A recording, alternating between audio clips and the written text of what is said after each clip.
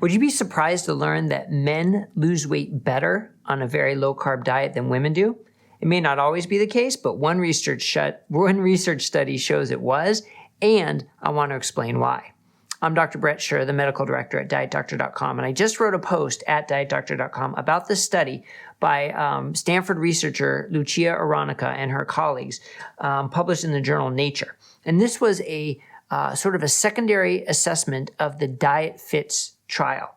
Now, just for a quick reminder, DIETFITS trial was a randomized controlled trial of over 600 people to what they called a low-carb diet versus a low-fat diet, and followed them for a year to see who lost more weight. The overall conclusion was it was a null study. There was no difference in weight loss at the year. Now, important caveat that we wrote about before, they started the low-carb group at 20 grams of carbs per day, but then after 8 weeks, liberalized those carbs. So by the end, even at 6 months and then at a year, they were eating on average 132 grams of carbs per day compared to 212 for the low-fat group. So really wasn't a true low-carb study throughout the course of the study. But researcher Dr. Aronica and her colleagues looked at the gender differences in this study. And this is what was fascinating. When you broke it down by gender, the men on the low-carb diet lost 3 kilograms more than the men on the low-fat diet, whereas the women, there was no difference. So why would that be? Is there something different about the genetics? Or, well, she looked a little bit further and saw the compliance was also different. Men complied much better with the diet than women did.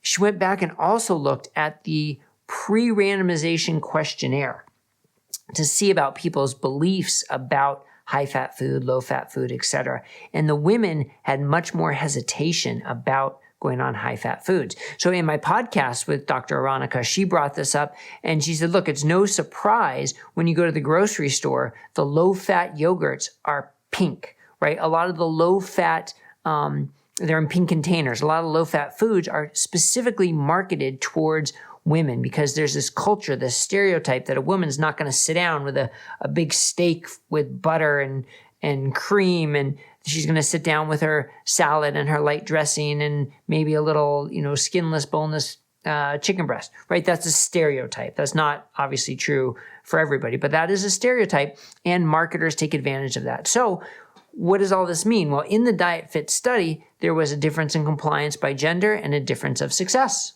by gender. So for clinicians, for nutritionists or physicians or health coaches or whoever, when you're consulting with a woman, you may need to spend a little extra time trying to break down those gender stereotypes, trying to ask more questions about preconceived notions about low-fat and high-fat foods, and trying to break through any barriers that may be there. And as individuals, we need to ask ourselves why we believe the things we believe. Right? Do we believe things because we've been marketed to that way? Do we believe things because the science says something, right? Those are two very different questions. So I think this was a wonderful analysis to sort of help us think about those questions and to bring those up and to show how important they could be. So thank you, Dr. Aronica and her team at Stanford. And if you want to read more about it, you can go to DietDoctor.com to read the full post. Thanks a lot, everybody. Have a great day.